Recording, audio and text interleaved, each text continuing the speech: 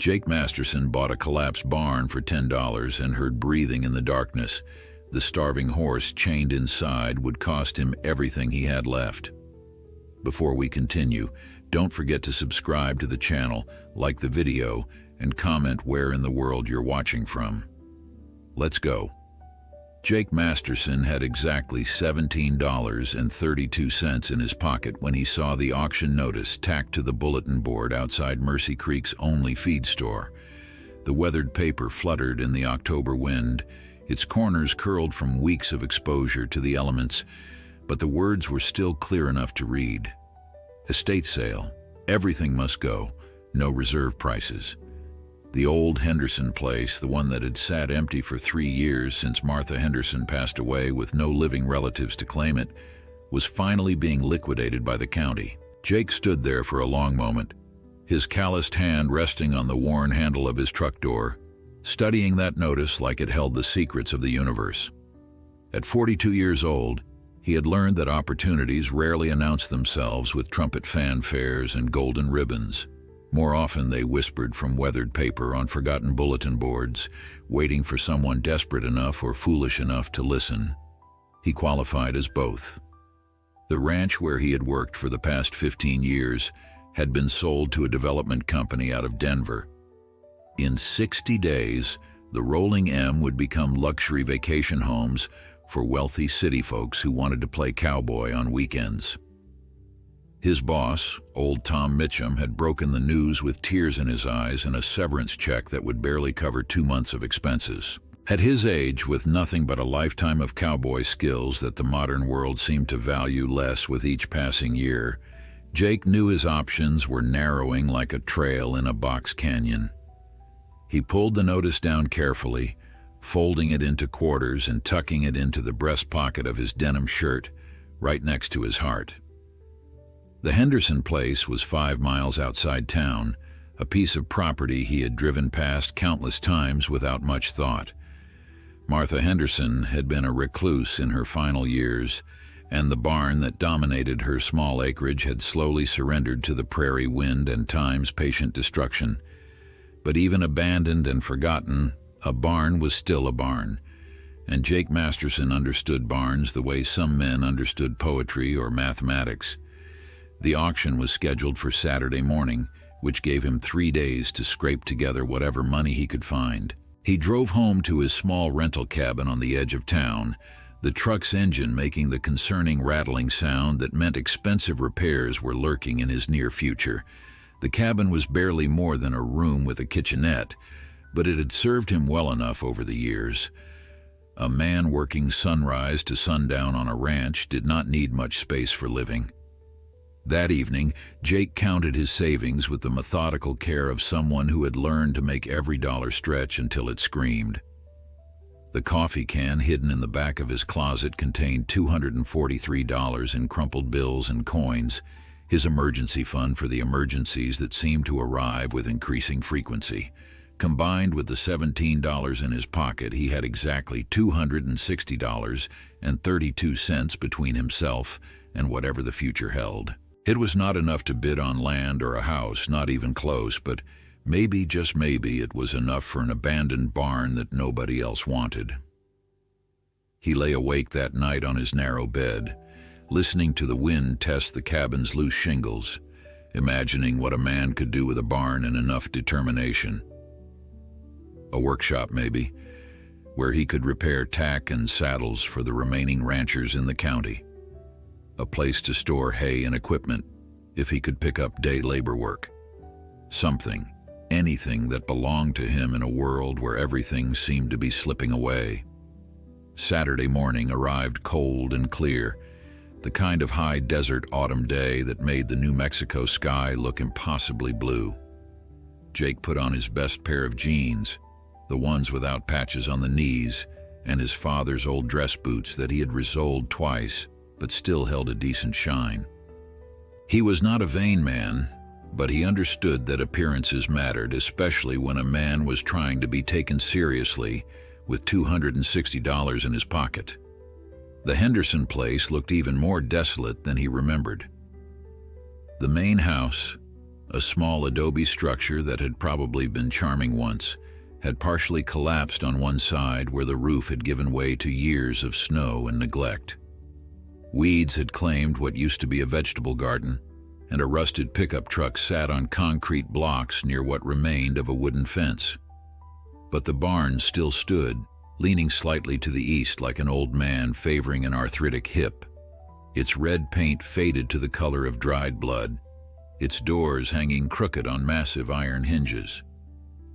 About 20 people had gathered for the auction, mostly locals hoping to pick up cheap tools or furniture. Jake recognized a few faces, including Marcus Webb, a land speculator who had been buying up small properties around Mercy Creek and flipping them to California transplants looking for their piece of the Western dream.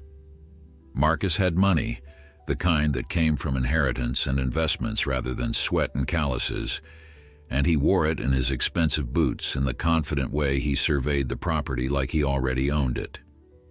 The auctioneer, a thin man with a voice like gravel in a blender, started with the house. Marcus bid aggressively, driving the price up to $28,000 before the other bidders dropped out. Next came the land itself, 15 acres of scrubby prairie that would not support much beyond jackrabbits and hope. Marcus took that too for another $42,000, and Jake felt his small dream growing smaller with each successful bid. Then the auctioneer pointed to the barn. Lot 17, folks. The old barn as is, where is. Buyer responsible for removal or demolition. Opening bid $50.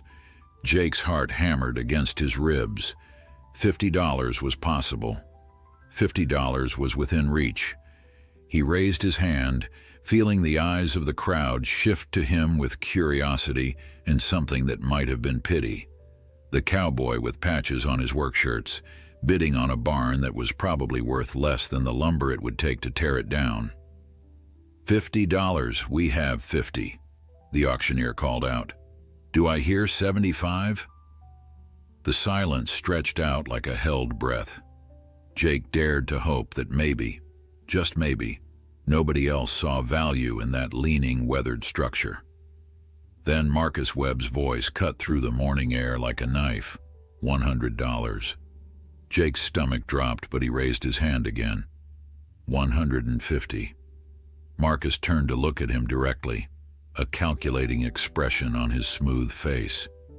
The barn sat on the property Marcus had just purchased, which meant he could theoretically demand Jake remove it immediately or charge him rent to keep it there. But property law was complicated, and structures sometimes had different ownership than land, especially in estate sales. Marcus seemed to be deciding whether the barn was worth the hassle. $200, Marcus said lazily, as if the money meant nothing, which to him it probably did not. Jake felt sweat forming on his back despite the cool morning air. $200 would leave him with $60.32 to his name. But what was the alternative? Return to his cabin and wait for the inevitable eviction when his landlord raised the rent again? Take odd jobs until his body gave out, sleeping in his truck when he could no longer afford even a room? 250, Jake said, his voice steady even though his hands were shaking. The crowd had gone quiet now, sensing that this was about more than just a barn. This was about dignity and desperation, about a working man trying to hold on to something in a world that seemed determined to take everything away. Marcus Webb studied Jake for a long moment, then shrugged. Let him have it, Marcus said dismissively. The barn's probably full of rats and dry rot anyway. I will have it torn down after he hauls off whatever junk he wants. Going once, going twice, the auctioneer's gavel came down with a sharp crack that sounded like a gunshot. Sold to the gentleman in the blue shirt for $250. Jake Masterson, who had spent his entire adult life working other people's land and tending other people's animals, now owned something. Not land, not a house, but a barn. His barn. The thought sent an unexpected rush of emotion through his chest, something he had not felt since his father died and left him nothing but memories and a pair of worn boots. He paid the clerk in crumpled bills, counting them out carefully while his hands still trembled with adrenaline. The clerk handed him a receipt and a key to the barn's padlock, though Jake suspected the lock had probably rusted through years ago. As the crowd dispersed and Marcus Webb drove away in his expensive truck to document his new property acquisition, Jake walked across the weed-choked yard toward his barn.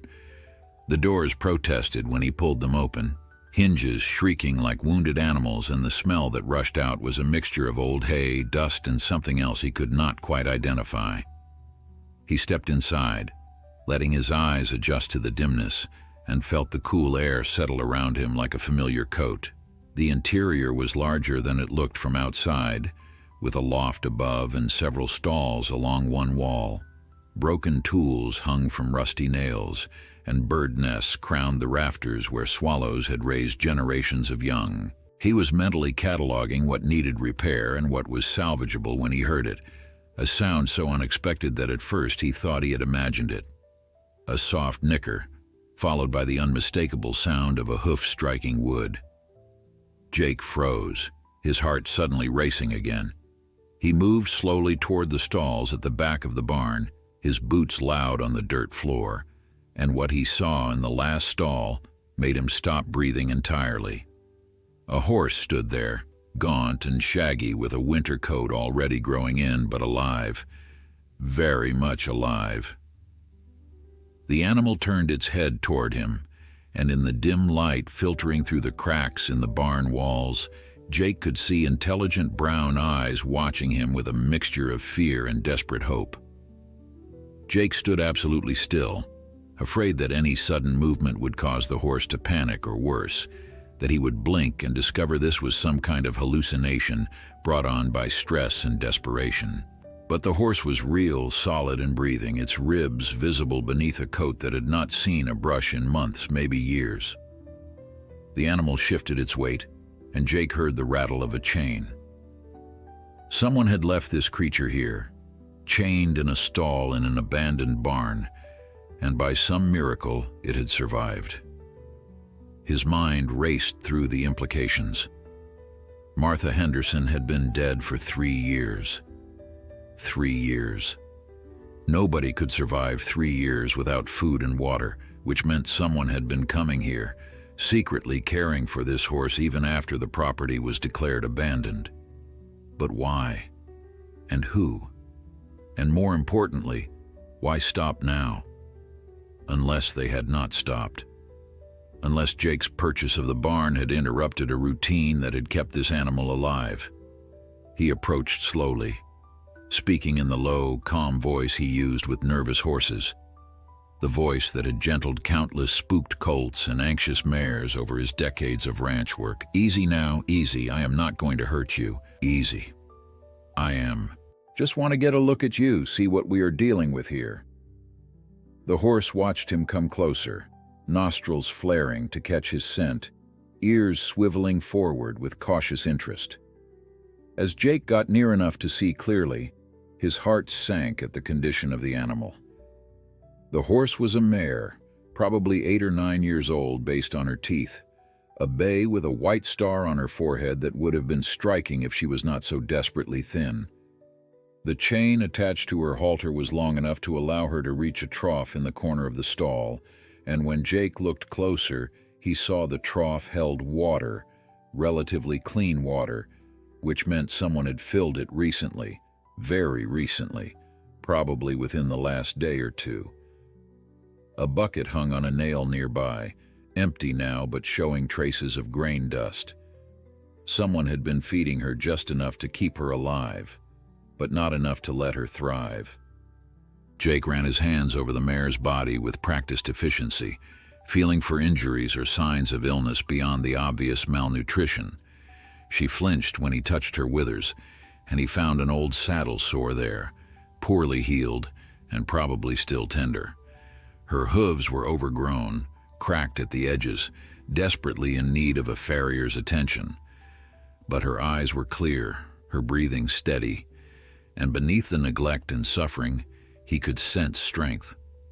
This was a survivor, a fighter who had endured the unendurable through sheer will to live. "How long have you been here, girl?" he murmured, stroking her neck. "Who left you like this?"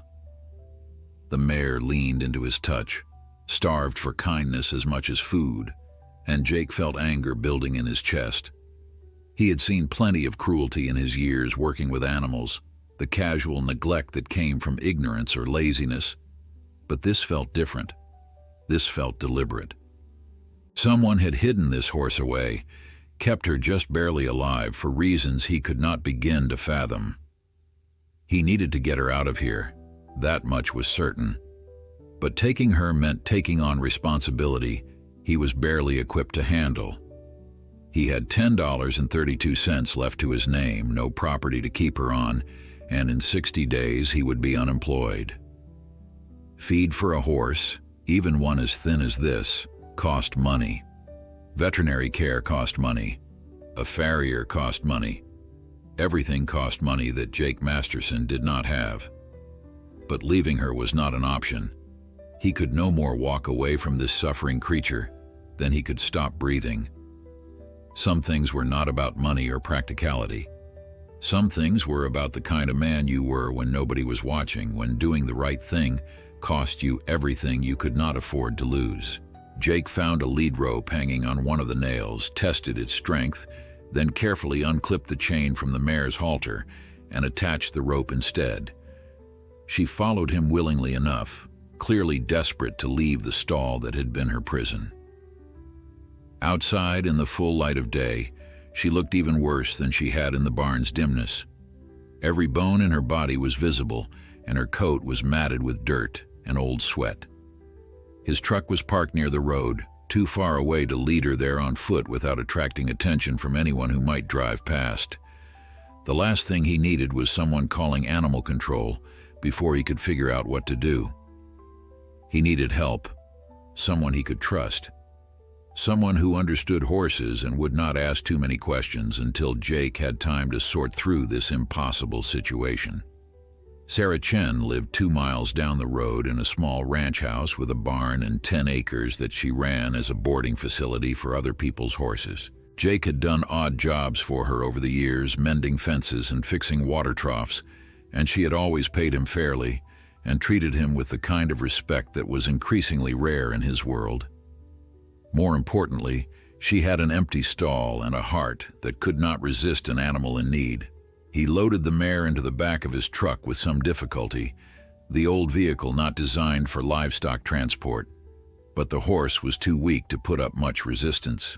She stood in the truck bed with her head hanging low, swaying slightly with exhaustion, and Jake drove as carefully as he ever had in his life, avoiding potholes and taking turns slowly enough that angry drivers honked and passed him with rude gestures. Sarah was in her barn when he pulled up, mucking out stalls with her gray hair pulled back in a bandana and her work gloves covered in the familiar smell of horses and hay. She looked up at the sound of his truck and her expression shifted from curiosity to concern when she saw what he was hauling. "Jake Masterson, what have you gotten yourself into?" she asked, already moving toward the truck to get a better look at the mare. She climbed up on the tire to peer into the bed, and Jake saw her face tighten with anger when she took in the horse's condition. "Dear God, where did you find her?" "In the barn I just bought at the Henderson estate sale. She was chained in a back stall, been there for who knows how long." Sarah climbed down and looked at him with a mixture of sympathy and exasperation. "And you bought the barn, why exactly?" "Because I had $250 and needed something to call my own." He met her eyes directly. "I know this is asking a lot, Sarah, but I need a place to keep her until I can figure out what to do. I can work off the boarding fees, whatever you need done around here, I will do it." She was already shaking her head, but not in refusal, more in resignation to the inevitable. "You know I have never been able to turn away a horse in need. And you know I have never been able to say no to you when you look at me with those puppy dog eyes. Bring her into the quarantine stall. We need to get some food and water into her carefully, and I am calling Doc Martinez to come check her out." The quarantine stall was at the far end of Sarah's barn, separated from the other horses to prevent the spread of disease. They led the mare inside, and she immediately went to the water bucket, drinking deeply until Sarah pulled her away. "Easy, girl. You will make yourself sick. Little and often. That is how we will do this." Jake watched Sarah work with efficient compassion, offering the mare small handfuls of hay, checking her vital signs with practiced hands, talking to her in a soothing voice that seemed to calm both the horse and Jake's own rattled nerves. The veterinarian arrived within an hour, a stocky woman in her 50s who took one look at the mare and whistled low. Somebody did a number on her. "How long has she been like this?" "We are not sure," Sarah said. "Jake found her abandoned in a barn. Could have been weeks, could have been months." Doc Martinez spent the next 30 minutes examining the horse thoroughly, taking her temperature, listening to her heart and lungs, checking her hooves and teeth and the condition of her coat. Finally, she straightened up and pulled off her gloves. She is severely malnourished, dehydrated, and has some old injuries that healed poorly, but nothing immediately life-threatening. With proper care, good food, and time, she should make a full recovery. She looked at Jake directly. "Are you planning to keep her?" "I do not know yet," Jake admitted. "I just found her this morning. I did not even know I was getting a horse when I bought that barn." "Well, you have got one now," Doc Martinez said, "and she is going to need consistent care for the next several months. Feeding schedule has to be carefully managed, multiple small meals a day to get her weight back up without shocking her system. Her hooves need immediate attention, and that saddle sore needs cleaning and treatment." She wrote out a prescription and handed it to Jake. "This is antibiotic ointment for the sore. Apply it twice daily, and someone needs to be checking on her every few hours for the first week to make sure she is not colicking or showing signs of distress." The costs were adding up in Jake's head like items on a bill he had no way to pay. But he nodded, taking the prescription and folding it carefully into his pocket next to the auction receipt that proved he owned a barn he could not afford to keep and a horse he had no business trying to save. After the vet left, Sarah brought fresh hay and a carefully measured portion of grain, watching as the mare ate with desperate hunger barely controlled. "You know this is crazy, right?" Sarah said quietly. "You just spent everything you have on a barn you cannot live in, and now you have got a horse who needs hundreds of dollars in care and feeding. What is your plan here, Jake?" He leaned against the stall door, watching the mare eat, seeing in her something that resonated with his own situation, two survivors trying to make it in a world that seemed determined to defeat them. "I do not have a plan," he admitted, "but I could not leave her there. I could not walk away." The first week with the mare was a masterclass in controlled panic and careful hope. Jake moved his few belongings into the tack room of his barn, which was slightly less dilapidated than the rest of the structure, and at least kept the wind out. It was not much, just a 12 by 12 space with a concrete floor and walls lined with hooks where saddles and bridles had once hung, but it was his. He swept out years of accumulated dirt and bird droppings, patched the worst holes in the roof with salvaged tin, and set up a camping cot he had borrowed from Sarah. Every morning before dawn, he drove to Sarah's place to check on the mare, bringing with him the carefully measured portions of feed that Doc Martinez had prescribed. The horse had begun to recognize him, nickering softly when she heard his footsteps, and the sound did something to Jake's heart that he had not felt in years, a sense of being needed, of mattering to another living creature in a way that went beyond wages and work schedules. Sarah had named her Juniper, after the scraggly trees that dotted the high desert landscape, tough and resilient despite the harsh conditions. The name fit. Every day, Juniper looked a little stronger, a little more alert, her coat beginning to show hints of the shine it would have when she was healthy. Jake spent hours in her stall, brushing her gently, talking to her about everything and nothing, his plans and fears and the strange turn his life had taken. The work at the Rolling M was winding down as the new owners prepared to take possession. Jake showed up every day, doing his job with the same dedication he had always brought to it, but his mind was elsewhere, calculating costs and possibilities. He had managed to pick up 3 days of work, helping a neighboring ranch repair their fence line, which brought in enough money to cover Juniper's feed for 2 weeks. Sarah had refused to charge him boarding fees, insisting that the work he did around her place more than covered the cost of one skinny horse, but Jake knew she was being generous beyond reason. On his lunch breaks, he sat in his truck and made lists on the back of old receipts. What the barn needed to be minimally habitable, what Juniper needed to recover fully, what he needed to survive until he could find steady work. The numbers never added up right, always leaving him short. But he kept trying different combinations, different scenarios, as if the right arrangement of figures might magically create money that did not exist. It was during one of these lunch break calculations that Tom Mitchum found him, the old rancher's face lined with concern. "Jake, we need to talk." Tom settled himself against the truck's fender with the careful movements of a man whose joints had logged too many years on horseback. "I have been hearing things around town. Hearing you bought Martha Henderson's old barn and are living in it. That true?" "Yes, sir," Jake admitted, folding up his receipt and tucking it into his shirt pocket. Seemed like a good investment at the time. Tom was quiet for a moment, his eyes scanning the horizon in that way old cowboys had, always checking the weather, the land, the signs that told them what was coming. "Investment," he repeated. "Jake, that barn is not fit for livestock, let alone a man. And I am hearing you have got a horse now too, one in bad shape that is going to need considerable resources you do not have. Word travels fast. It does in small towns." Tom pulled off his hat and ran his hand through his thinning gray hair. "Look, I know I put you in a tough spot with the ranch sale. That was not how I wanted things to end, not after 15 years of you being the best hand I ever had." Jake started to protest, but Tom held up a hand. "Let me finish. I have been thinking about this, about you, about what comes next, and I have got a proposition." The word proposition made Jake wary.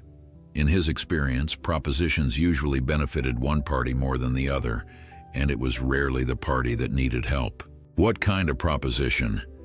"The new owners do not take possession for another 58 days, that is almost 2 months. I talked to them, explained that I have got one more good hand who needs time to transition, and they agreed to let you stay on with full pay until the handover is complete." Tom met his eyes directly. "That is not charity, Jake.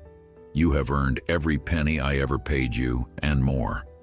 Consider this severance that should have been bigger in the first place." The offer was tempting, dangerously so. 2 more months of steady income that could cover Juniper's care and give him time to find something else. But Jake had learned to be suspicious of generosity that seemed too good to be true. "What is the catch?" "No catch." Tom's voice was firm. "You work the same as you always have. Help me shut things down proper, and when the time comes you walk away with your head high and enough money to give you options."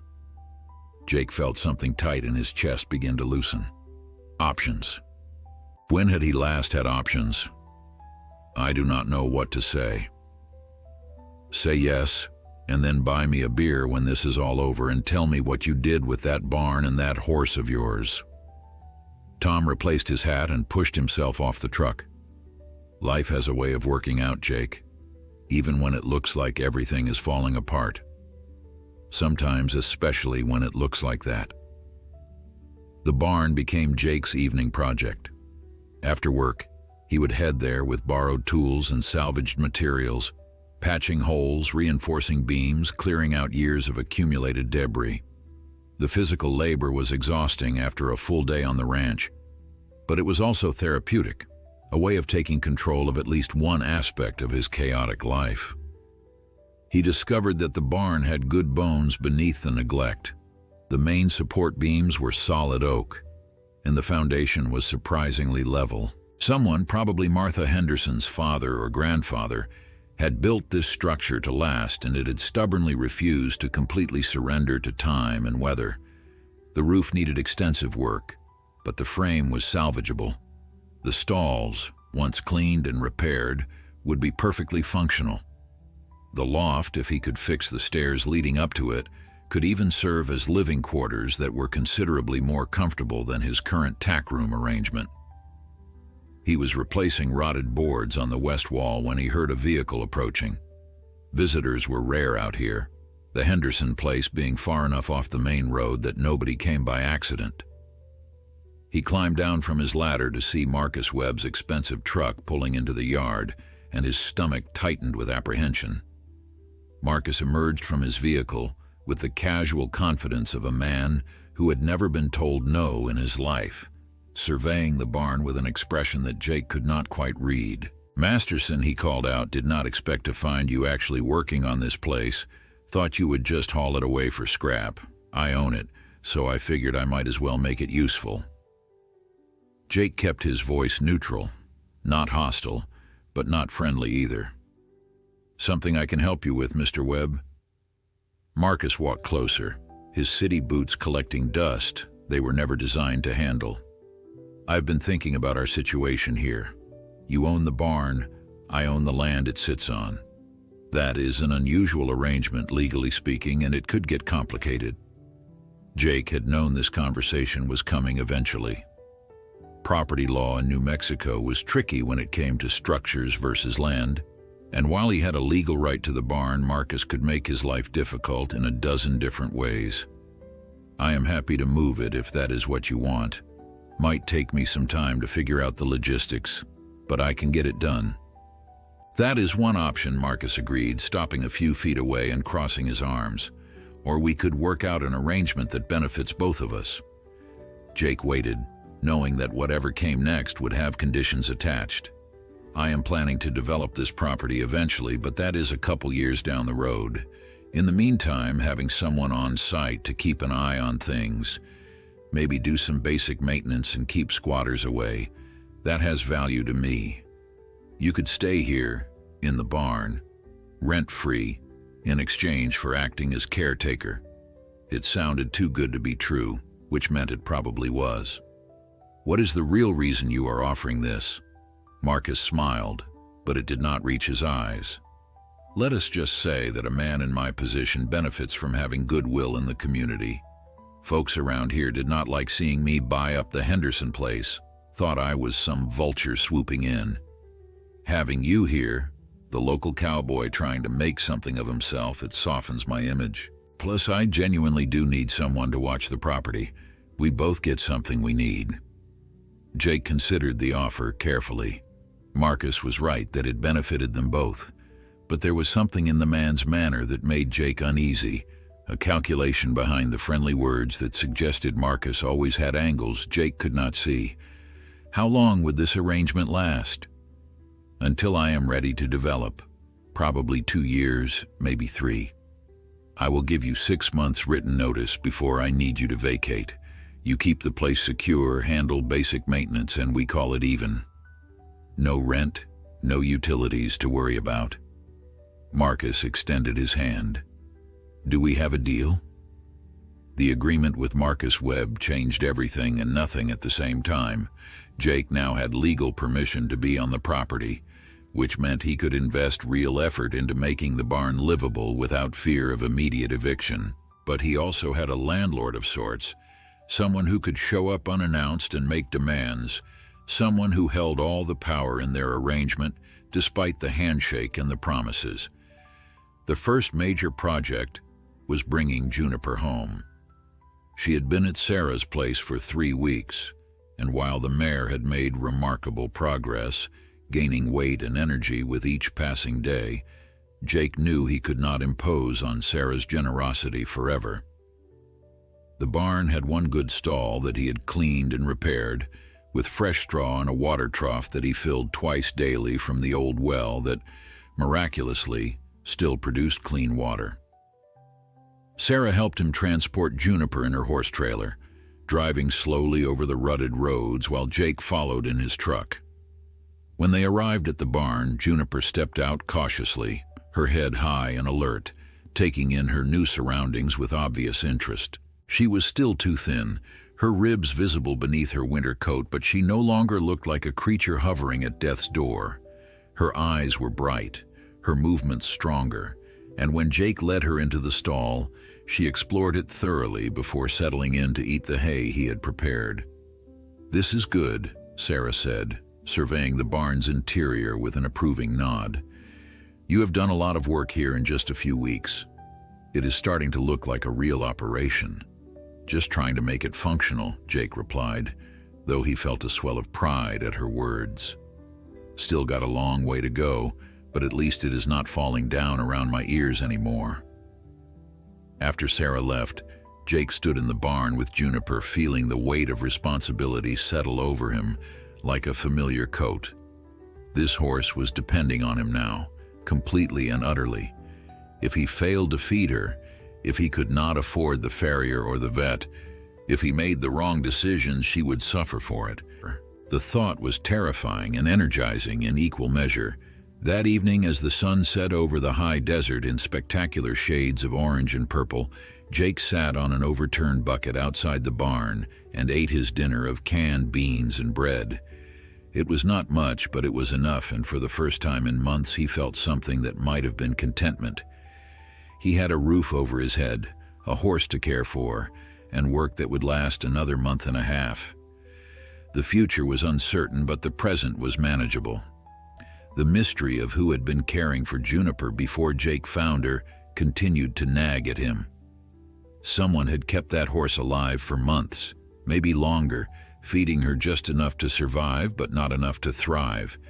It suggested either profound neglect or deliberate cruelty, and Jake wanted to know which. More importantly, he wanted to know if whoever had been caring for her might suddenly reappear and claim ownership. He started asking questions around town carefully and casually, mentioning that he had found a horse in the barn he bought and wondering if anyone knew anything about Martha Henderson keeping animals. Most people just shook their heads, recalling that Martha had been a recluse who kept to herself, especially in her final years.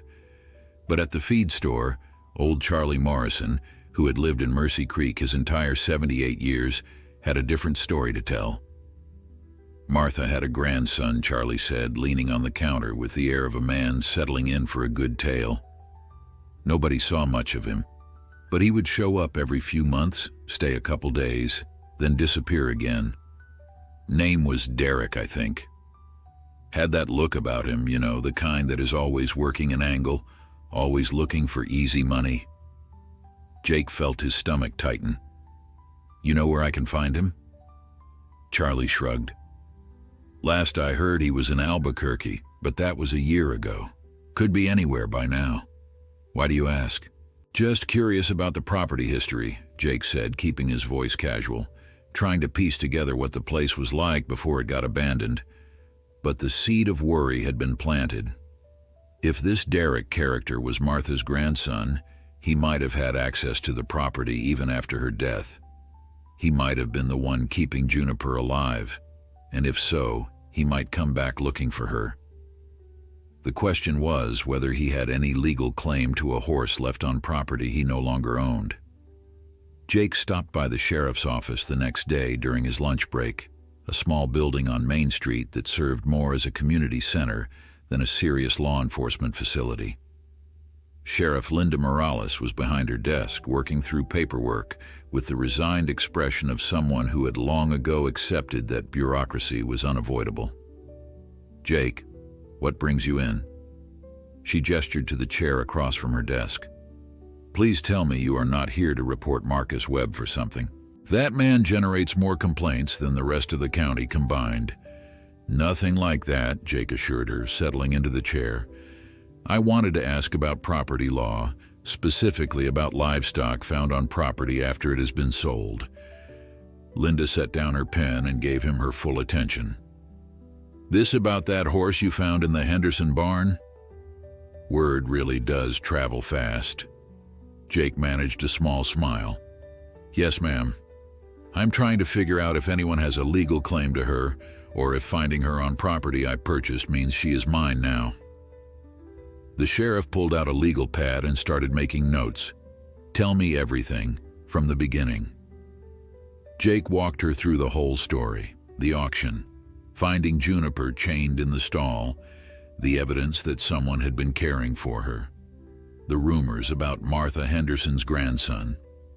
Linda listened without interrupting, her expression growing more serious as the tale unfolded. When he finished, she sat back in her chair and tapped her pen against the legal pad. "Here is what I can tell you. Legally, livestock found on property you purchased, especially property sold at an estate auction, generally becomes yours unless someone can prove prior ownership and that the animal was there without their knowledge or consent. If this Derek person was keeping the horse there and abandoned her, he gave up his rights when he stopped caring for her." "But," Jake prompted, sensing there was more. "But," Linda continued, "if he shows up and claims you stole his horse, it could get messy, especially if he can produce bills of sale or vet records proving ownership. Do you have any documentation?" "Just the auction receipt for the barn and a vet report from Doc Martinez showing the condition Juniper was in when I found her." Jake pulled both documents from his pocket and handed them over. Linda made copies, filing them carefully in a new folder she labeled with Jake's name. "Keep these safe and document everything you do for this horse. Feed receipts, vet bills, photos showing her improvement. If anyone challenges your ownership, you want to be able to prove you rescued her from neglect and have been providing proper care." She handed back the originals. "And Jake, if this Derek character does show up, you call me immediately. Do not try to handle it yourself." The warning settled over Jake like a cold shadow. He had been so focused on saving Juniper and making the barn livable that he had not fully considered the possibility of someone coming back to claim her. The thought of losing her now, after everything, was unbearable. Over the following weeks, Jake fell into a rhythm that felt almost like normalcy. Wake before dawn, check on Juniper, drive to the Rolling M for work, return in the evening to care for the horse, and continue repairs on the barn. His body ached constantly from the double workload, but it was the good kind of ache, the kind that came from purposeful labor. Juniper continued to improve dramatically. Her ribs were no longer visible, her coat had developed a healthy shine, and she had started to show personality beyond mere survival. She was playful in the mornings, tossing her head and prancing in her stall when Jake arrived with breakfast. She was affectionate, nuzzling his shoulder when he brushed her, clearly craving the human contact she had been denied for so long. The farrier came on a Thursday morning, a quiet man named Robert, who had been shoeing horses in the area for 30 years. He took one look at Juniper's overgrown, cracked hooves and let out a low whistle. "Whoever let her get like this should be ashamed of themselves. These hooves have not been trimmed in at least a year, maybe longer." Jake held Juniper's lead rope while Robert worked, watching the skilled hands shape and trim with practiced efficiency. The mare stood remarkably still, as if she understood that this discomfort was temporary and necessary. When Robert finished, he straightened up and wiped his brow with a bandana.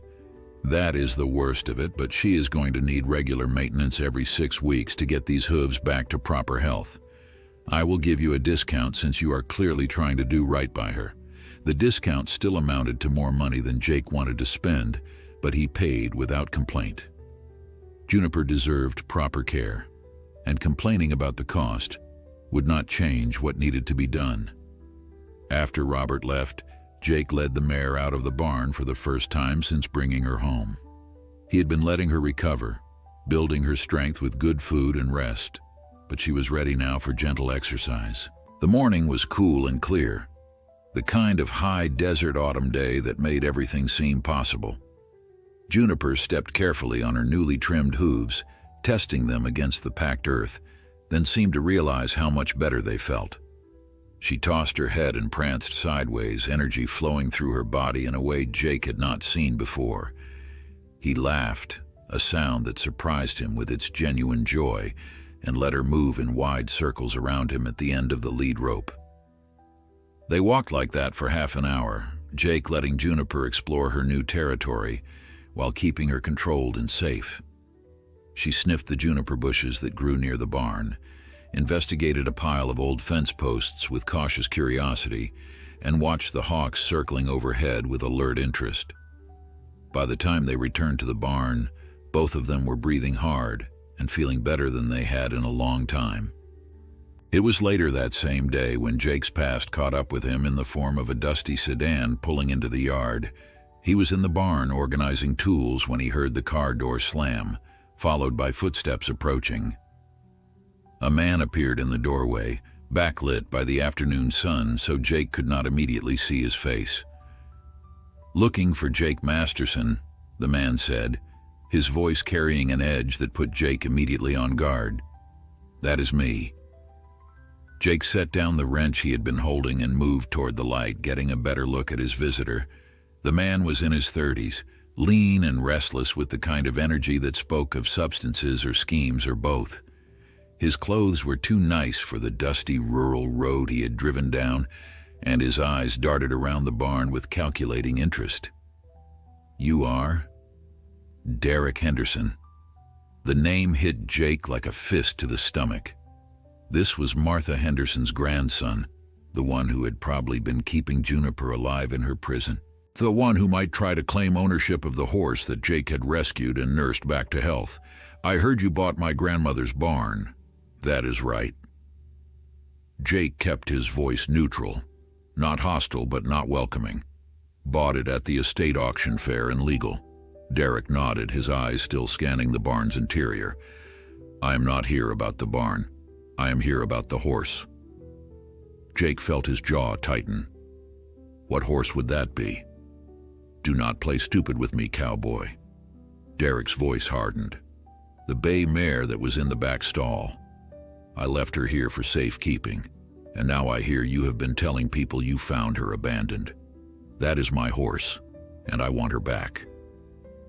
The confrontation Jake had been dreading was finally here, but instead of fear, he felt anger rising in his chest. "Safekeeping? Is that what you call leaving a horse chained in an abandoned barn, half-starved and neglected?" Derek's eyes narrowed. "I was taking care of her, fed her regular, made sure she had water. It was not ideal, but I did not have anywhere else to keep her." "For how long?" Jake demanded. "How long was she chained in that stall?" "Because when I found her 3 weeks ago, she was nothing but bones and sores. That is not taking care of an animal. That is torture." "I had some temporary setbacks," Derek said defensively. "Money troubles. You know how it is. But I always came back. I always made sure she did not die." The casual admission that Derek had kept Juniper in conditions barely sufficient to prevent death made Jake's blood boil. "You do not deserve to own a horse." He kept his voice steady with effort. "And legally, I do not think you have any claim to her. This property was sold at auction, and everything on it became the property of the buyer. That includes livestock." Derek took a step forward, his posture aggressive. "That is theft. I can get the sheriff involved, press charges, make your life very difficult." Jake held his ground. "Go ahead and call the sheriff. In fact, I will call her myself." He pulled his phone from his pocket. "Sheriff Morales already knows the whole story. She has seen the vet reports documenting Juniper's condition when I found her. She has seen the evidence that you abandoned this horse and left her to suffer. So please let us get her involved and see how that works out for you." The bluff worked. Derek's aggressive posture deflated slightly, and Jake saw uncertainty flicker across his face. "Look," he said, his tone shifting to something almost pleading. "I need that horse. She is worth money, good money, and I am in a tight spot right now. What if we work out a deal? You pay me for her, call it a sale, and everybody walks away happy." "How much?" Jake asked, though he already knew he could not afford whatever number Derek was about to name. $3,000. She is a registered quarter horse, good bloodlines, trained for barrel racing. In her prime, she would be worth twice that." Jake almost laughed at the absurdity. $3,000. He barely had 300 to his name, And you think I have that kind of money just lying around? That is not my problem. Derek's voice hardened again. Either you buy her from me, or I take her back. Those are your options. Over the next tense minutes, they argued in circles, Derek insisting on his ownership rights and Jake pointing out the legal and moral complications of abandoning an animal. Finally, Jake made a decision that surprised even himself. I will buy her from you, but not for $3,000. I will give you $500, and you sign a bill of sale right now stating that you are selling her as is, with no guarantees or warranties. Take it or leave it. 500? Derek looked insulted. That is robbery. That is 500 more than you deserve for abandoning her. Jake kept his voice firm. It is also probably 500 more than you will get anywhere else, given that you do not actually have possession of the horse, and any legal battle would expose what you did to her. $500, cash, right now, or I call Sheriff Morales, and we let the courts sort it out. Derek Henderson stood in the barn doorway for a long moment, his face cycling through emotions like weather across the desert, anger to calculation to resignation. Finally, he spat into the dirt. Fine, 500. But I want it now, and I want that bill of sale to say I sold her voluntarily, nothing about abandonment or neglect. Jake did not have $500. He had maybe $200 in his account, and whatever tips he had earned from the fence repair job, probably another $70 or $80 in crumpled bills in his truck. But he would figure it out. He always did. Wait here, he said, walking past Derek toward his truck.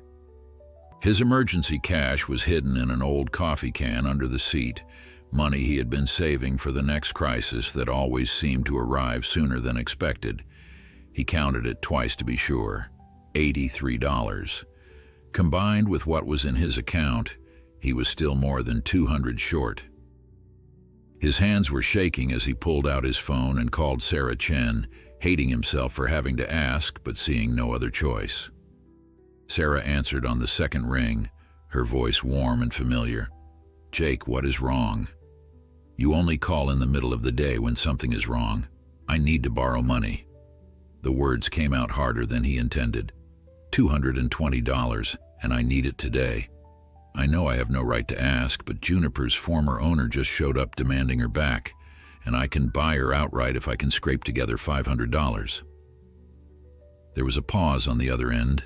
Then Sarah's voice came back firm and decisive. I will be there in 15 minutes. Do not let that man leave with the horse, Jake. Do not let him take her. She hung up before he could thank her or explain or promise to pay her back as soon as humanly possible. Jake returned to the barn where Derek was impatiently checking his phone, clearly eager to conclude this transaction and disappear. Change of plans, Jake said. I need to get the money from my bank. Give me 20 minutes. Derek's eyes narrowed with suspicion. You trying to back out? Because if you are, I am taking the horse now and you can sue me if you want. I'm not backing out, Jake said evenly. But $500 is not the kind of money I keep lying around. 20 minutes. You can wait in your car, or you can wait here, but that horse is not leaving this property until we have a signed bill of sale and cash changes hands. The standoff lasted another few seconds before Derek shrugged. 20 minutes. But if you are not back by then, I am calling the sheriff myself. Jake drove to town faster than was probably wise, his mind racing through worst-case scenarios. What if Sarah could not get the money that quickly? What if Derek changed his mind and took Juniper anyway? What if the bank asked questions about why he needed to withdraw almost everything from his account? But Sarah was already waiting in the bank parking lot when he arrived, her old truck idling with the patient reliability of a vehicle that had logged hundreds of thousands of miles without complaint. She handed him an envelope through the window, her eyes serious. $250. I figured you might need a little extra for whatever comes next. Jake, that horse has been through enough. Do not let that man take her back to whatever hell he had her in." "I will not," Jake promised, taking the envelope with hands that were still trembling slightly. "Sarah, I do not know how to thank you. You can thank me by taking good care of her and by not being too proud to ask for help when you need it. Now go. Do not keep that bastard waiting." The drive back to the barn felt longer than the drive into town, even though Jake was pushing the speed limit the entire way. When he pulled into the yard, Derek was pacing beside his car, clearly agitated. "About time?" he called out. "I was starting to think you ran off." Jake counted out $500 in the barn, making Derek watch as he stacked the bills in neat piles on an overturned crate. Then he pulled out a piece of paper and a pen from his truck's glove box and wrote out a basic bill of sale by hand. This document confirms that Derek Henderson is selling one bay quarter-horse mare, described as approximately 9 years old, with a white star on forehead, to Jake Masterson for $500. Horse is sold as is, with no warranties or guarantees. Both parties agree this is a voluntary transaction. He dated it and signed at the bottom, then pushed it across to Derek along with the pen. Derek read it twice, clearly looking for any language that might come back to haunt him, then signed with a flourish. "Pleasure doing business with you, Cowboy." He scooped up the money and counted it quickly, then stuffed it into his jacket pocket. "And hey, good luck with her. She is a decent horse when she is not half dead." The casual cruelty of the comment made Jake's jaw clench, but he said nothing. He wanted Derek gone, wanted this transaction finished, wanted to never see this man again. Derek seemed to sense the hostility radiating from Jake and decided not to push his luck. He walked to his car, started the engine, and pulled away in a cloud of dust that seemed appropriate for someone disappearing from a mess of their own making. Jake stood in the yard, holding the bill of sale, feeling the weight of what he had just done. $500 was more money than he had spent on anything in years. It represented weeks of work, careful saving, and now the generosity of a friend who had already given him so much. But as he walked into the barn and saw Juniper standing in her stall, healthy and alert and beautiful in a way she had not been when he first found her, he knew he had made the right choice. She nickered softly when she saw him, a sound of greeting and affection that went straight to his heart. He let himself into the stall and wrapped his arms around her neck, breathing in the sweet smell of horse and hay and home. "You are mine now," he whispered against her warm coat. "Really mine.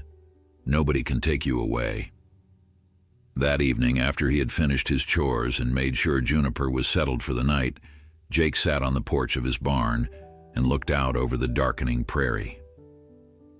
The sky was putting on its usual spectacular show, layers of orange and pink and purple that seemed to stretch forever. He pulled out his phone and called Sarah, needing to acknowledge what she had done for him. "You did not have to wait up," he said when she answered. "I know, but I wanted to make sure everything worked out. Did you get the bill of sale?" "Signed and dated. He is gone, and Juniper is legally mine now." There was satisfaction in Sarah's voice when she responded, "Good. That is one less thing for you to worry about.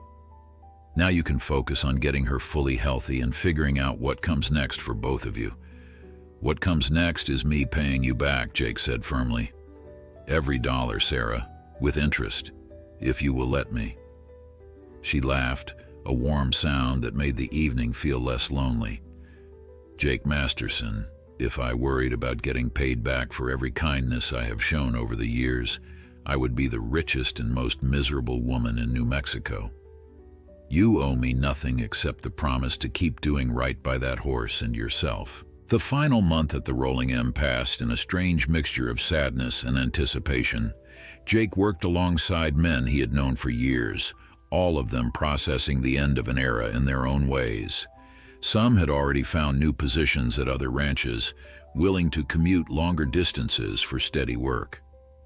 Others were planning career changes, heading to construction jobs or retail work that paid better, but lacked the freedom of ranch life. A few, like Jake, were stepping into uncertainty with nothing but hope and determination to guide them. Tom Mitchum grew quieter as the days counted down, his weathered face showing the strain of watching his life's work dissolve into luxury vacation homes. He spent more time than necessary checking on cattle that would soon belong to someone else, walking fence lines that he had ridden for 40 years, saying goodbye to a way of life that was disappearing across the West like water into sand. On Jake's last day, Tom found him in the tack room, cleaning saddles one final time out of habit and respect. The old rancher stood in the doorway, his hat in his hands, looking older than Jake had ever seen him. "I want you to take something," Tom said, gesturing toward the corner where his personal saddle sat, a beautiful piece of craftsmanship that had been custom-made 30 years earlier. "That saddle has been with me through every season of my working life. It does not belong in storage or hanging on some city person's wall as decoration. It belongs on a horse, being used by someone who understands what it means." Jake started to protest, but Tom held up his hand. "I am not asking. I am telling. You take that saddle and you use it on that mare of yours. Teach her to trust again. Teach her to work. Make her into the horse she was meant to be before some fool nearly destroyed her. That is how you honor what I am losing here, by keeping the tradition alive in whatever way you can." The weight of the gift was more than just leather and wood. It represented legacy and faith, a passing of knowledge from one generation to the next. Jake accepted it with a handshake that became an embrace, two men holding onto something that was slipping away from both of them. "Thank you does not seem like enough," Jake said, his voice rough with emotion. "It is plenty," Tom replied. "Now get out of here before we both start crying like fools." The saddle fit Juniper perfectly, as if it had been waiting all these years for the right horse. Jake had spent weeks gaining her trust through gentle handling and patient groundwork, and now she stood calmly while he placed the saddle pad on her back, then carefully lifted the saddle into position. Her ears swiveled back to listen to his voice as he worked, relaxed and attentive, rather than fearful. The first ride was just walking circles in the yard, Jake keeping his weight centered and his hands light on the reins, feeling how she moved beneath him and letting her grow accustomed to carrying a rider again after months of neglect. She was tentative at first, testing each step, but gradually her confidence returned. By the end of the week, they were riding out across the prairie, Jake letting her stretch into an easy lope while the wind carried away the last of his worries about the future. Juniper was not just healing physically, she was discovering who she could be when given the chance, and watching her transformation gave Jake a blueprint for his own reinvention. If this horse could survive abandonment and come back stronger, maybe he could survive unemployment and build something meaningful from the ruins of his old life. The barn was nearly habitable now. Jake had repaired the roof, reinforced the walls, and converted the loft into living quarters that were surprisingly comfortable. He had salvaged an old wood stove from the dump and installed it in the corner, venting it through a pipe he had cobbled together from scrap metal. The bed was still just a camping cot, but he had added a small table, a lamp powered by a solar panel he had found at a yard sale, and shelves made from reclaimed barn boards. It was not much, but it was his, and that made all the difference. Work became harder to find as winter approached. The seasonal ranch jobs had dried up, and the construction projects that had sustained him through October slowed to nothing as temperatures dropped. Jake picked up odd jobs where he could, fixing machinery, hauling trash, cleaning out barns for people who no longer wanted to do the work themselves. The money came in irregular amounts that made budgeting nearly impossible, but he managed to keep Juniper fed and healthy while scraping by on whatever was left. It was during one of these lean weeks that Marcus Webb appeared again, driving up in his expensive truck with a proposal that Jake immediately distrusted. "I have been thinking about our arrangement," Marcus said, settling himself against the barn wall with casual confidence.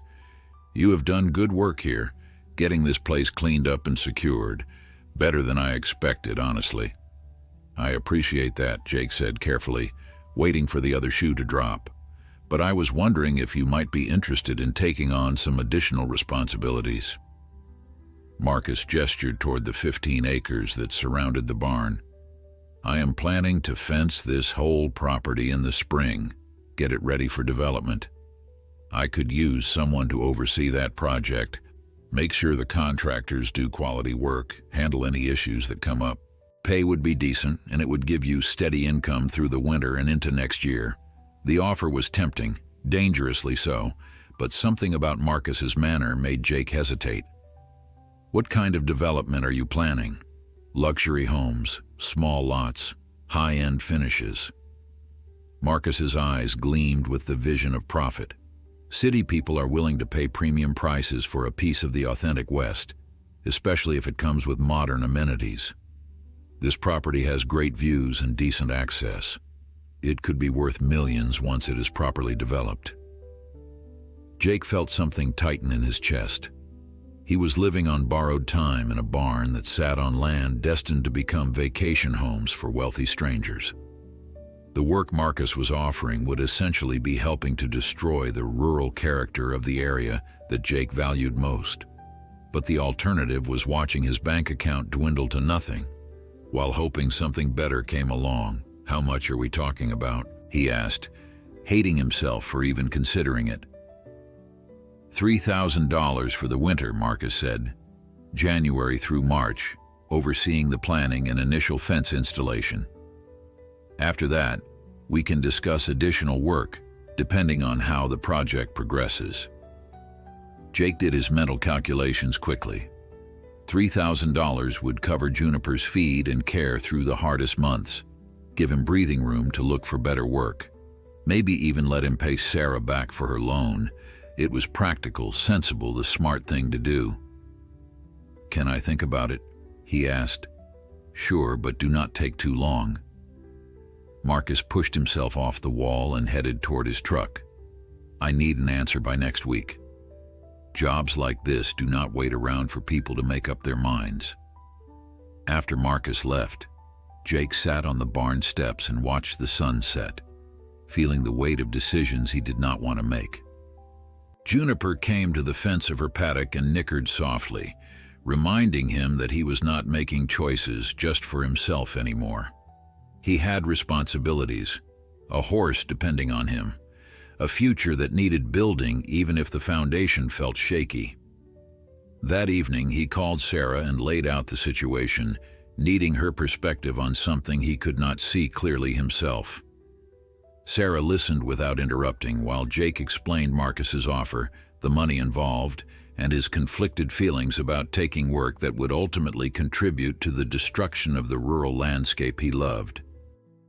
When he finished, there was a long pause on the other end of the line, the kind of silence that meant Sarah was choosing her words carefully. "Here is what I know about Marcus Webb," she finally said. "He is a man who sees everything as a transaction. Everyone is either useful or disposable.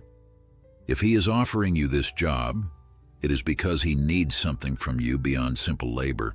Maybe it is your local knowledge, maybe it is your reputation with the community, maybe it is just having someone on site he can control. But whatever his reason, you need to understand that you would be working for someone who does not share your values." Jake leaned back against the barn wall, watching Juniper move around her paddock in the gathering darkness.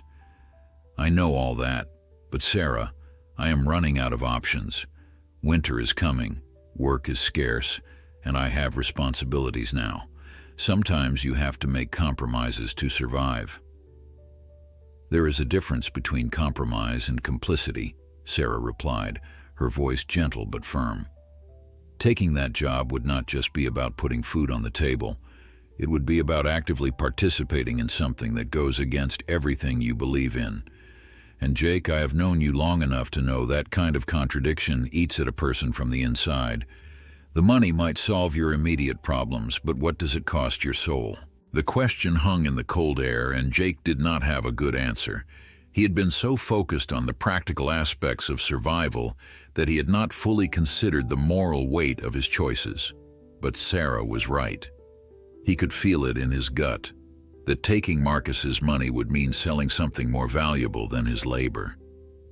"What would you do?" he asked quietly. "If you were in my position, what would you do?" "I would find another way," Sarah said without hesitation. "It might be harder, it might take longer, but I would find a way that let me sleep at night." "And Jake, I think you already know that is what you need to do. You are just hoping I will give you permission to take the easy path, and I will not do that to you." She was right, of course.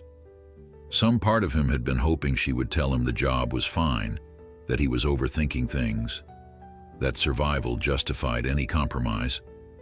But Sarah knew him too well to offer that kind of false comfort.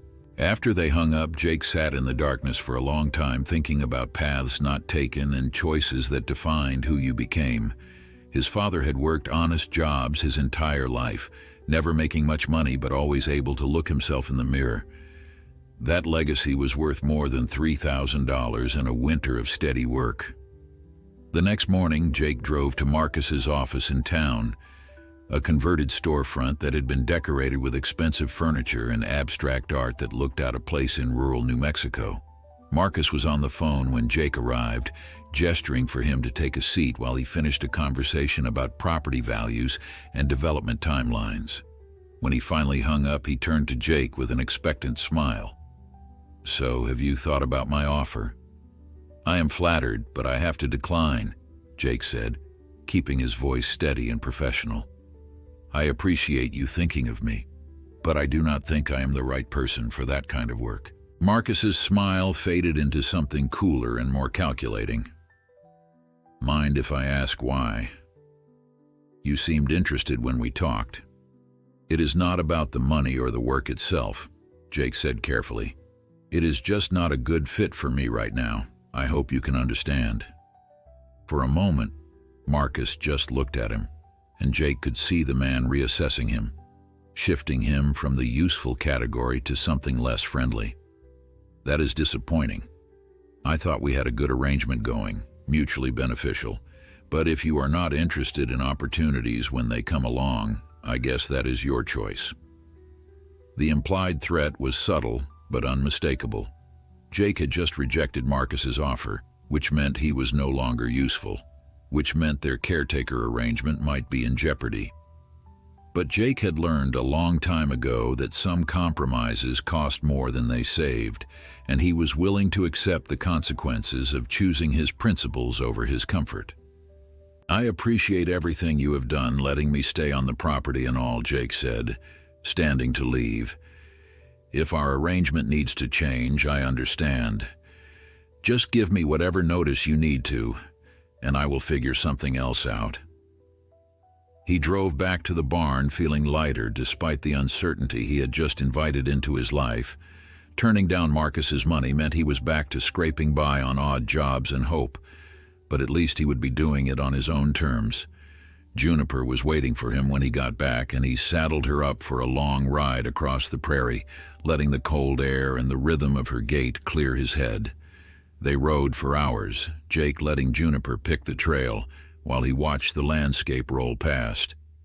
This was the West he had fallen in love with as a young man, not the sanitized vacation home version that Marcus wanted to create, but the real thing, harsh and beautiful and unforgiving. It demanded everything from you and gave back just enough to keep you trying, and somehow that felt more honest than any amount of money could buy. When they returned to the barn, there was a truck parked in the yard that Jake did not recognize. A woman was standing by the fence watching Juniper with obvious appreciation. She was probably in her early 40s, dressed practically in work clothes, with graying hair pulled back in a ponytail, and the kind of weathered face that spoke of years spent outdoors. "Beautiful horse," she said as Jake dismounted. "Is she yours?" "She is," Jake replied, running the stirrups up before loosening the cinch. "Can I help you with something?" The woman extended her hand. "I am Linda Martinez from the BLM Wild Horse Program. Sarah Chen said you might be someone I should talk to."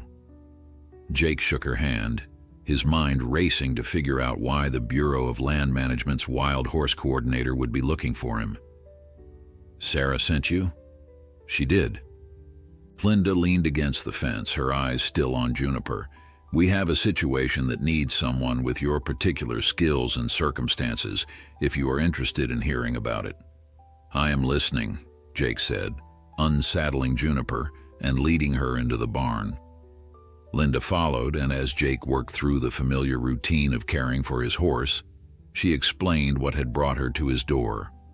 The BLM had a contract with several ranches to train and gentle wild mustangs captured from overpopulated areas, preparing them for adoption by the public. One of their primary contractors had just backed out unexpectedly, leaving them with 30 horses that needed immediate placement and training. They were desperate for qualified trainers who had facilities and experience with difficult horses. "The pay is not great," Linda admitted. $60 per horse per month, and you are responsible for feed and basic care. "But it is steady income, and if you do good work, there are always more horses coming in.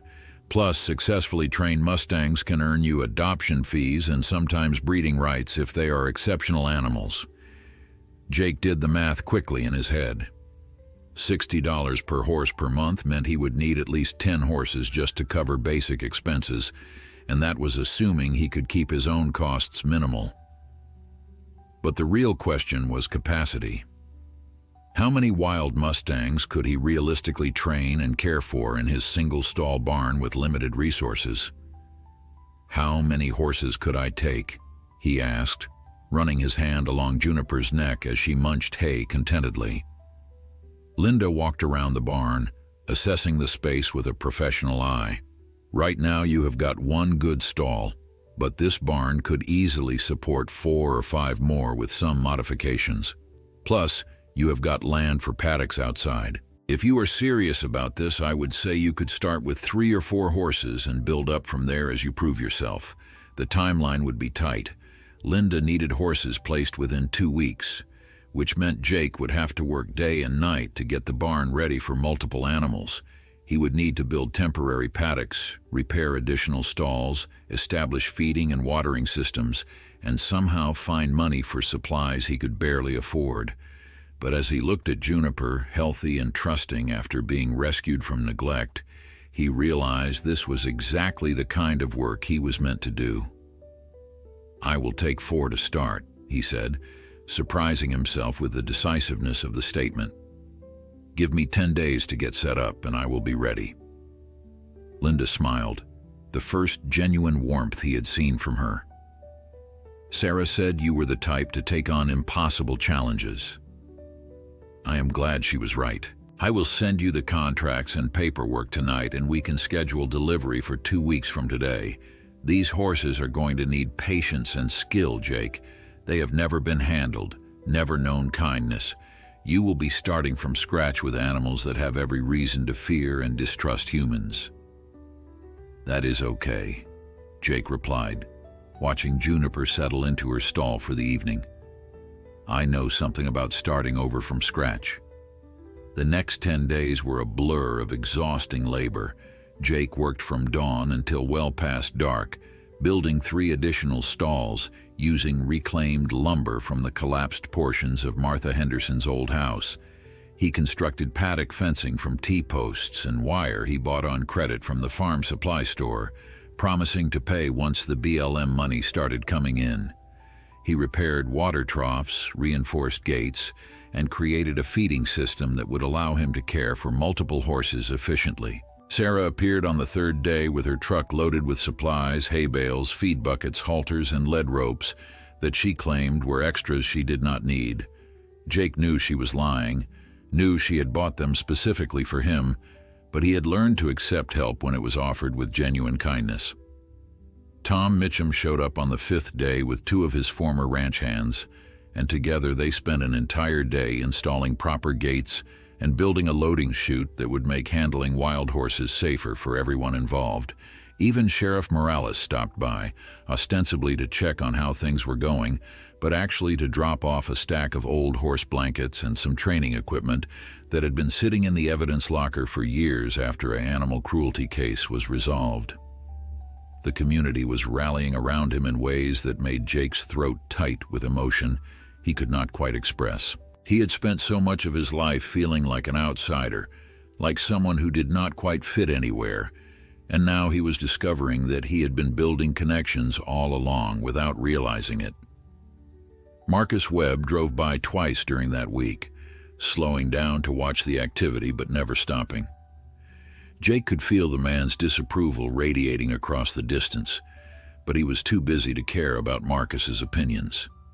He had work to do, horses coming that needed him, a purpose that felt more genuine than anything he had experienced in years.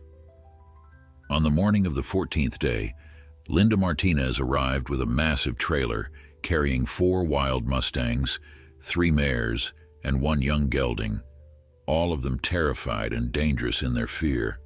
They exploded out of the trailer into the holding pen Jake had built, hooves flashing and nostrils flaring, their eyes showing white with panic.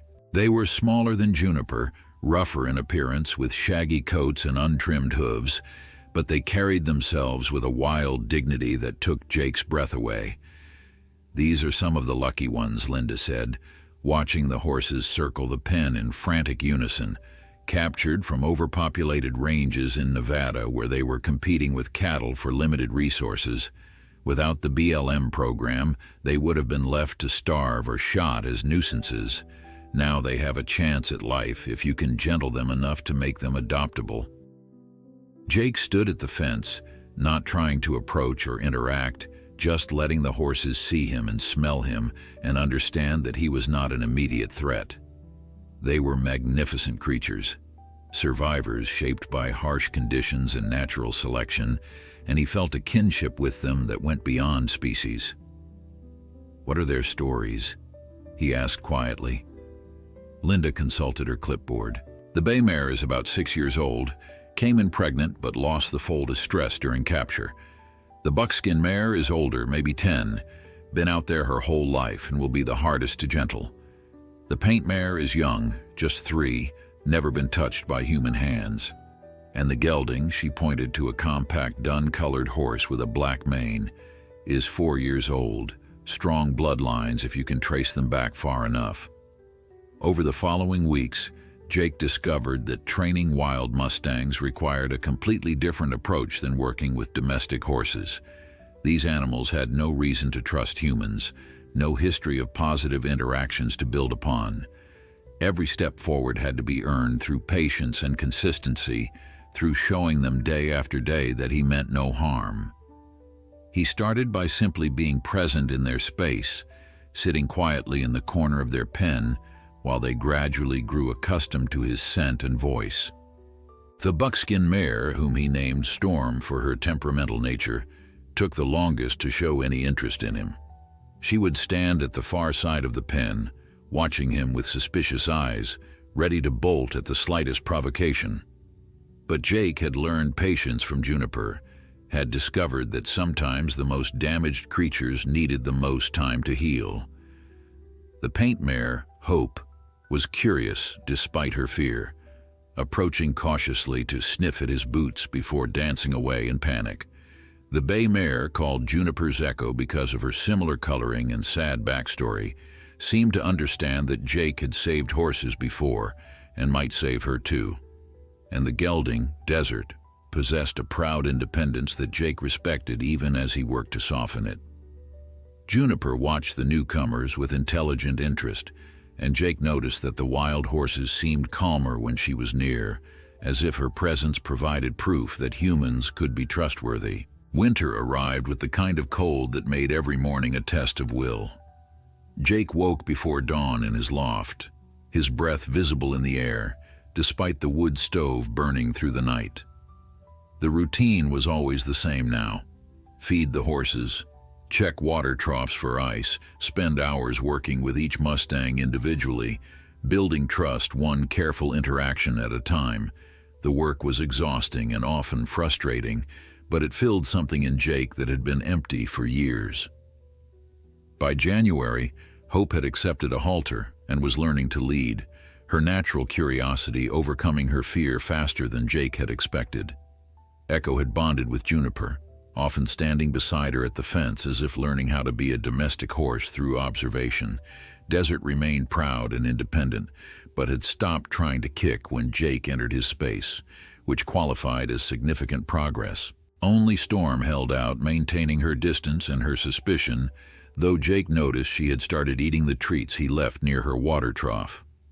The money from the BLM contract was exactly as tight as Linda had warned, but it was steady, and steady was something Jake had not experienced in a long time. He supplemented it with occasional odd jobs, but most of his energy went into the horses. Sarah stopped by weekly with supplies she claimed were surplus, and Jake had stopped protesting her generosity, understanding that some people showed love through action rather than words. It was on a particularly cold February morning that Marcus Webb appeared again, this time with a man in an expensive suit and a professional camera. They stood at the property line, the suited man gesturing and talking while Marcus nodded and made notes on a tablet.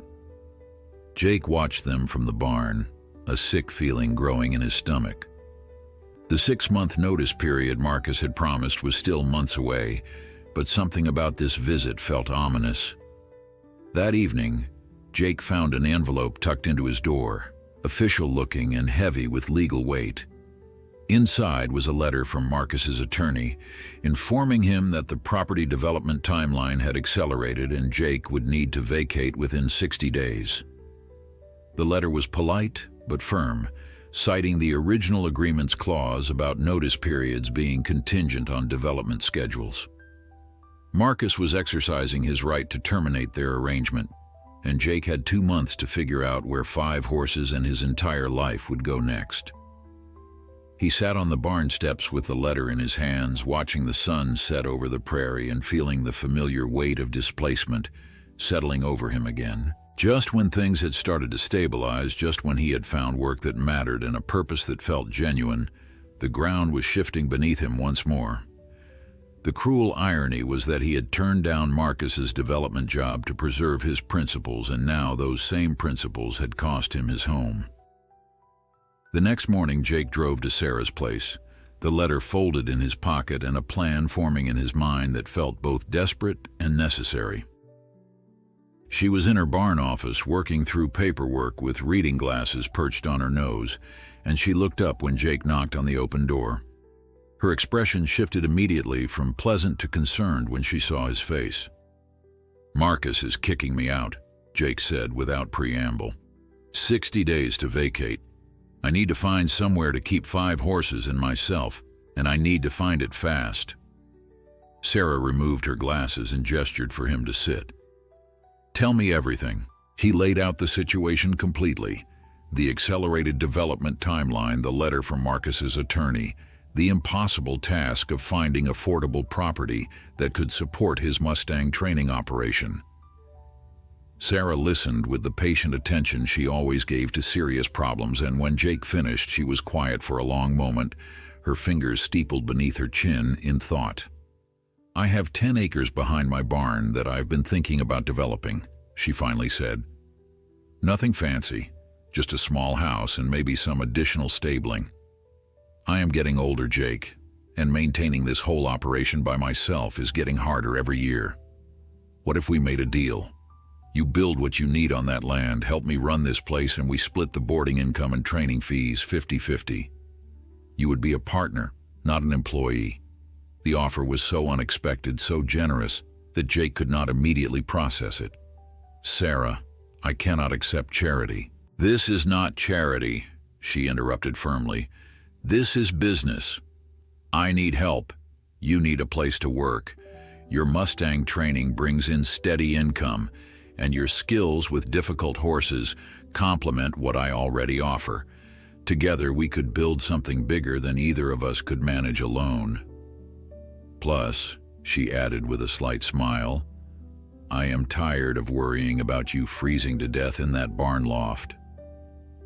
Jake felt something tight in his chest begin to loosen, like a fist that had been clenched for years finally relaxing. "Are you sure about this?" Sarah met his eyes directly. "I have never been more sure of anything. You saved that mare when nobody else would have bothered. You turned down easy money to maintain your integrity. You work harder than anyone I have ever met, and you treat animals with the kind of respect they deserve. Those are the qualities of a good partner, Jake. So yes, I am sure." The handshake they exchanged felt like sealing something more significant than a business arrangement. It felt like finally finding the place where he belonged, the people who saw his value, not despite his struggles but because of how he faced them. The move happened over 3 weeks of hard work and community support. Tom Mitchum brought his old ranch truck to help haul materials. Sheriff Morales coordinated volunteers from town who showed up on weekends to help build fencing and paddocks. Even Linda Martinez from the BLM pitched in, recognizing that Jake's success meant more homes for wild horses that desperately needed them. The structure that emerged on Sarah's back 10 acres was simple but functional. A small cabin for Jake and expanded stabling that could comfortably house 8 horses. The Mustangs adjusted to their new home with surprising ease, as if they understood that this move represented progress rather than another displacement. Storm, the buckskin mare who had resisted gentling for months, finally accepted Jake's touch on the day they moved, as if the upheaval had broken through her final wall of resistance. Marcus Webb's luxury development broke ground in March, heavy machinery tearing into the prairie where Jake's barn had stood. He drove past once to collect the last of his belongings and saw that they had already demolished the old structure, reducing it to a pile of weathered boards that would be hauled away and forgotten. But Jake felt no sadness watching it disappear. That barn had served its purpose, had been the bridge between his old life and whatever came next. By spring, Jake and Sarah's partnership was thriving in ways neither had fully anticipated. The Mustang training program had expanded to 6 horses, with a waiting list for more. Word had spread about Jake's skill with difficult animals, and people were bringing him horses that other trainers had given up on. Juniper had become his demonstration horse, proof of what patience and kindness could accomplish. She was sleek and healthy now, her coat gleaming in the sun, no trace remaining of the suffering creature he had found chained in that abandoned barn. On a warm April evening, Jake stood at the fence watching his horses graze in the golden light of sunset. Juniper grazed beside Storm, the wild mare and the rescued mare finding companionship in their shared second chances. Hope and Echo played together like young horses should, and Desert stood sentinel over them all, still proud, but no longer alone. Sarah appeared beside him, 2 cups of coffee in her hands, and they stood together in comfortable silence. "You did good, Jake," she said quietly. "With the horses, with yourself, with all of it." Jake thought about the path that had brought him here, the auction where he had spent his last $250 on a barn he could not afford, the discovery of a suffering horse that had changed everything, the choices that had cost him security but preserved his soul. He thought about community and kindness, about second chances and new beginnings.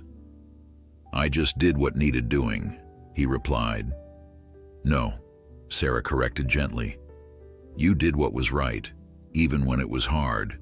That is different. That matters." The prairie stretched endlessly before them, vast and challenging and beautiful, full of possibilities that Jake Masterson had learned to recognize and embrace. He had bought an abandoned barn for almost nothing and found everything he needed inside. Not just a horse, but purpose and partnership and proof that sometimes the best things in life come from the most unexpected places.